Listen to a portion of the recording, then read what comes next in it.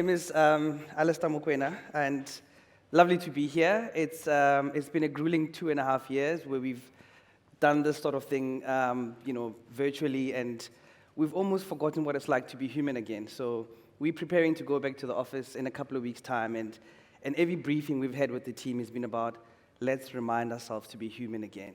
Let's live and let live. Let's make room for the next person. Let's drive diversity. Let's embrace each other.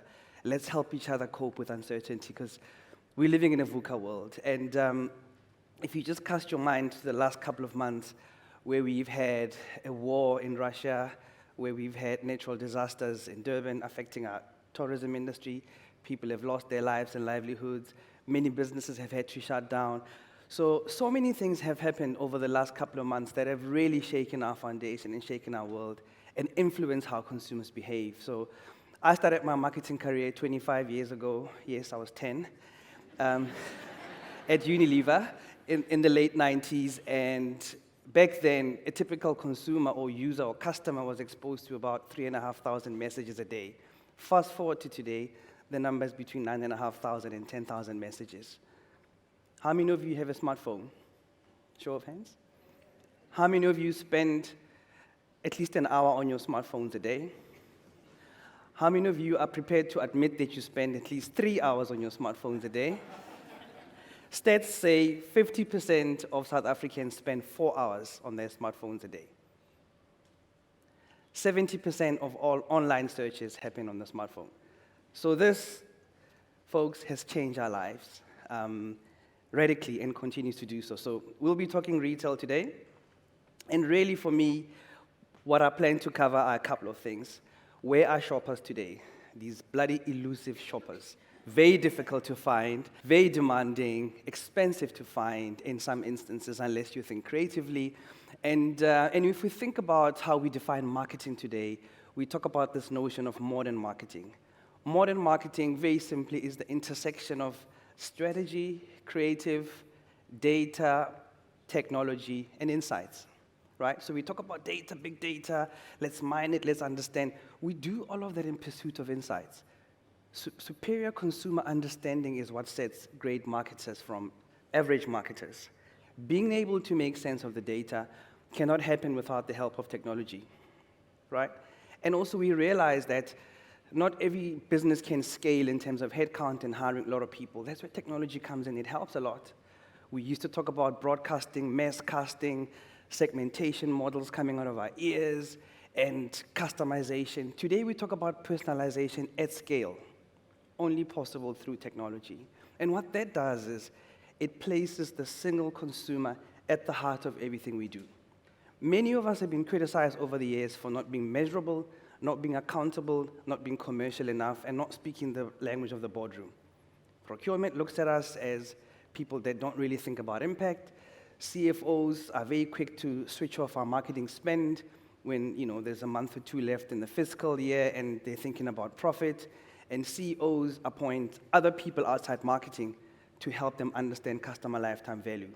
What an indictment on us as a profession.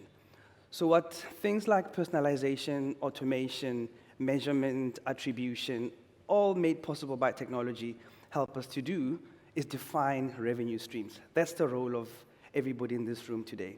And we're now able to talk about customer lifetime value with certainty, with confidence, because we're able to measure what works, we're able to attribute it, we're able to track, we're able to optimize in real time.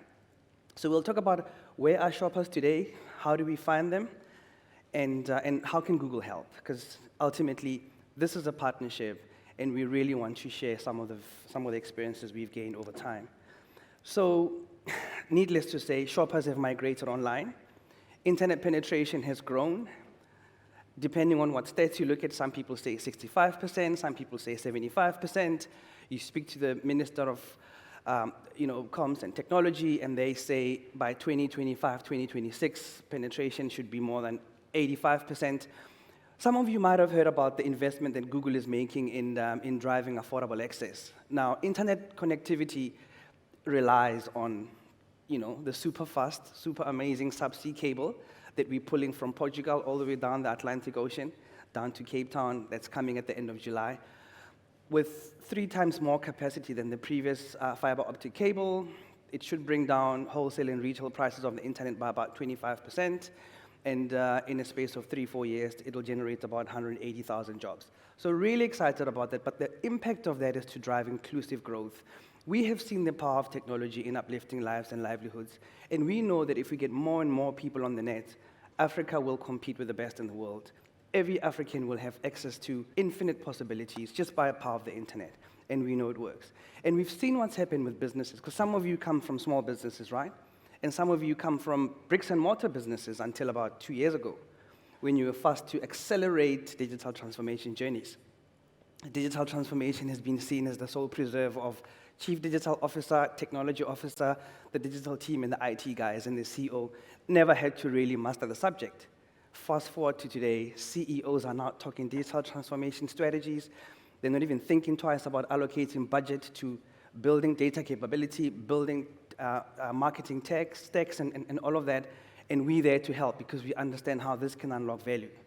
So with more people coming on the net, what we can say is that the customer decision journey, and this is all super uncomfortable because it challenges conventional wisdom, right? We all grew up knowing that it's a conversion funnel, right? Open-ended, we bring them, treat them keen, keep them mean, bring them in, and then convert them eventually into advocates. But it doesn't work that way. And I think it was Sheryl Sandberg from that other company that said, careers are no longer built through corporate ladder. It's a jungle. So it's very iterative. And we know that the customer decision journey, omni-channel, always on. We're always on our phones. ROPO, research online, purchase offline. It's we're very promiscuous with our devices. I must say that carefully. We are a multi-device generation, and really, we do lots of research before you venture out. Because you need to check, is it in stock, is it available, what are the features? Particularly if you're scared of the virus and you're scared of venturing out, you want to spend as little time in a cell phone shop as possible. So you do research online, and you're like, okay, so here's the features, here's what I'm looking for. You go into store and you make your purchase. What we've seen over the last while is that consumers have started coming back into stores around 2021 without that negatively affecting their digital behavior and digital presence. In fact, we've seen an acceleration of e-commerce. We've seen a lot more people do searches online. And 45% of all online purchases across EMEA have happened on a mobile phone. And this number has gone up from 32% in 2019. So if you like, e-commerce as a percentage of commerce in South Africa has pretty much been doubling year on year, right? So this is significant for us as marketers as we think about reaching consumers, as we think about the barriers that consumers have had to deal with over time, cybersecurity concerns, online fraud, internet connectivity, load shedding, all these things. But I think a lot of people have become a lot more thick-skinned about these things and realize you can't opt out of technology if you want to compete with the best in the world.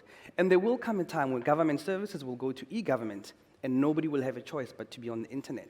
But it takes an ecosystem of social partners to all come together, drive digital skills training adoption, reduce the prices of devices, bring down internet costs, so all these things have to happen. And we have to make sure that our products as Google are conversant with all those efforts. And they don't use too much data, they're easy to navigate, they're easy to use, and then how do we turn those into support for businesses? Because ultimately all of this is in support of making life simpler for the customer, which eventually translates to value for shareholders. So in the new era of commerce, we are talking about lots and lots of migration to the internet, lots of migration to e-commerce platforms, development of delivery services. I bet everybody in this room now has a delivery app on their phone, right? Starting with bottles. 60/60 dash, all those good things. And what we've seen is that e-commerce worldwide now accounts for about 20%. Now, in South Africa, the number is still below 10%, but it's growing and it's pretty much doubling every year.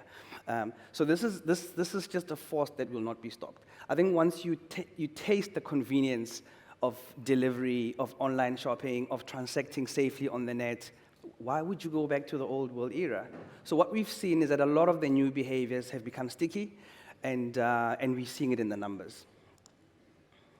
So a very, very important metric that all of us talk about is ARPU, average revenue per user, and as you can see, it's steadily climbing, right? So many more people are becoming more comfortable. So what you typically find with kind of the conversion or the adoption of consumers from offline to online is they start off with small purchases because, again, risk mitigation. You gain confidence, this thing becomes quite addictive, you start to spend more, and we as businesses get to understand your behavior a little bit more. And remember, the privilege of being able to transact with a consumer one-to-one comes with the corresponding responsibility to respect privacy, respect choice, and be responsible with your permission to play. The minute somebody lets you into their world, they're saying, listen, you can have my attention, but it must be on my terms. So clutter is a big problem. The biggest enemy today is noise and clutter. That's why relevance is so key. So when you're producing creative material, think about relevance, because if people are bombarded with 9,500 messages a day, relevance becomes a big selection criteria. Is it relevant? Do they understand, what my needs and my drivers are? And is the time right? So that's why when we talk about, very glibly, right message, right time, right price, right product, all of that, it really is that important. Or else you just get friend-zoned because you're just making noise. You can see I'm young and hip. I'm oozing modesty this morning. So e-commerce is growing. It is a trend that's here to stay. We really want to encourage you to ensure that it's in your business plans, and really consumers have become a lot more comfortable with online shopping than was previously the case. And I think we just need to get better at kind of preempting what they're going to do, understanding how they behave, and making sure that we're always there in a cost-effective way. Now, this new era of commerce is about dynamic shifts, which means the only way to keep up with the shift is through automation, programmatic buying. So technology actually becomes a much more part of how we do marketing, how we think about our sales plans, and how we define our growth strategies. So let's have a look at what Google can help you achieve in this very dynamic environment. So I spoke earlier about the CDJ is no longer a linear kind of predictive funnel process with awareness, consideration, trial, purchase, and advocacy and all of that. It's actually a bit of a mishmash. It's a loop. And we did a study called Decoding Decisions, and it's really about unpacking how consumers make purchase decisions.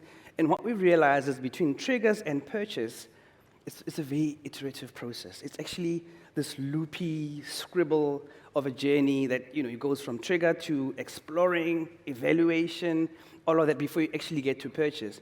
And sometimes you even abandon search. And I mean, there's many shopping carts that have been abandoned. Many of you will attest to that just before purchase for all sorts of reasons. A phone call, video call interrupting my online shopping, children coming, so many things happen, right? And I think we need to understand that consumers don't follow this linear pattern. And how we remarket, how we think about being relevant and really getting that interest back sets us apart from kind of the next marketer. So the holy grail in marketing, okay, this is when everybody listens when I say holy grail. The holy grail in marketing is multi-moment marketing. And that's where you're really able to kind of use data and automation and technology to make sure that the personalization at scale happens and you follow everyone's behavior with permission, of course, in a responsible way to ensure that you matter to them, when they're really receptive to your message. So we need to be thinking about how do we help them navigate the selection process, how do we make it easy for them, and if they abandon their shopping cart, how do we bring them back? So what can we learn from best-in-class marketers and sales teams out there? Basically, the bringing together of your kind of value-based decision-making is about a series of objectives all kind of lining up in a nice concertina. So you start with your business objectives, marketing objectives, media objectives, and campaign objectives, and make sure there's a golden thread tying all of that together. That obviously has to be overlaid with first-party data. And I say first-party data because all of us today are thinking about cookie-less environment, how we're going to do business when we have less access to kind of cookies. And what we know is that first-party data obviously is given to you by consumers who trust you, who feel that you serve them relevant and useful information when it matters to them most. So first-party data is the single biggest thing we need to go after as marketers today, because nobody can take that away from you. And then automation, very importantly. If you're going to personalize at scale, you need technology, you need automation. It's become easy, it's become accessible, and it's become affordable. So best-in-class marketers bring all these things together. Really thought through objectives, first-party data, and automation to kind of bring it home.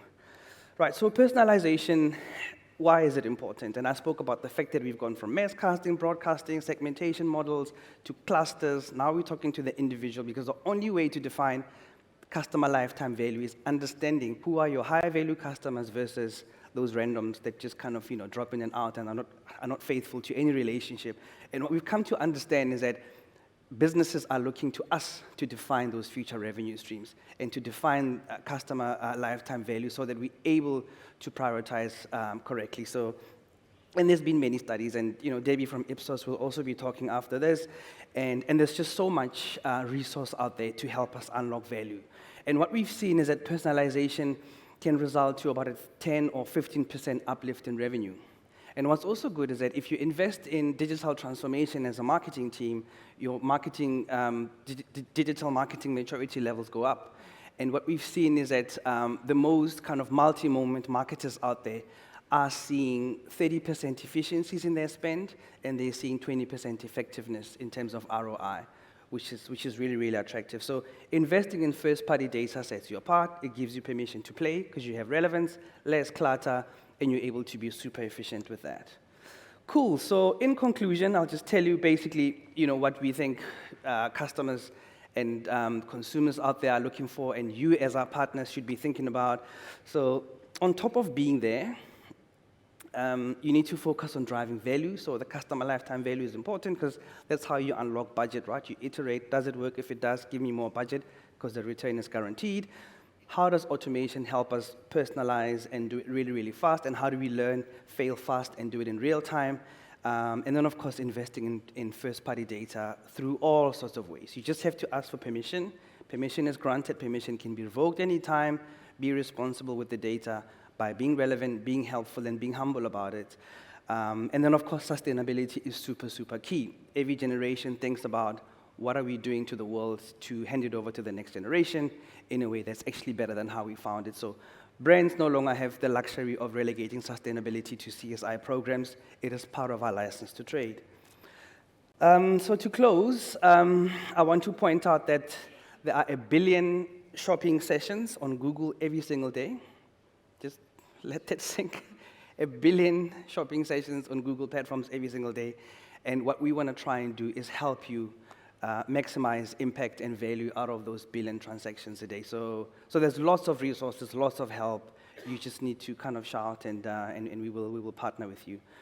So that's how you're going to unlock profitability, understanding where revenue streams come from. How do you find those customers? How do you take advantage of the growth in e-commerce? How does automation and technology help you bring it all home? And yeah, so we wish you great success.